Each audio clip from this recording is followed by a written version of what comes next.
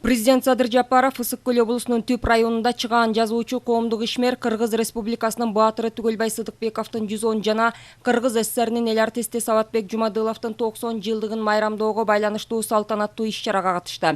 Иш-чара 2 күнгө созулуп, манас айтуу, төкмө акындардын айтышы, улуттук оюндар жана чоң программадагы салтанат менен коштолду. Сөз сүйлөп жатып, мамлекет башчы Кыргыз элинин сыймыгы, 20-кылымдагы Кыргызстандын чыгаан инсандары Түгөлбай Сыдыкбековдун 110 жана Саватбек Жумадыловдун 90 жылдык мааракеси менен жалпы Кыргыз элин куттуктап, бул эки улуу инсандын чыгармалары менен жараткан ролдору бүгүнкү күндө дагы актуалдуу бойдон сакталып калгандыгын айтып өттү. Түгөлбай Сыдыкбековдун, Саватбек Жумадыловдун жана анын саналаштарынын бизге калтырган улуу мурастарынын аздектеп сактайлы, алардын жолун улап жаткан бүгүнкү күнүбүздөгү таланттарды барктай билели.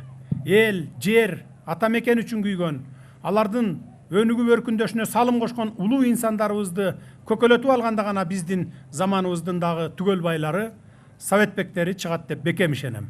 Өнүгүү ошондо болот, биримдик ошондо болот, ар тараптан өнүккөн Кыргызстан ошондо курулат, ошондо оңолот.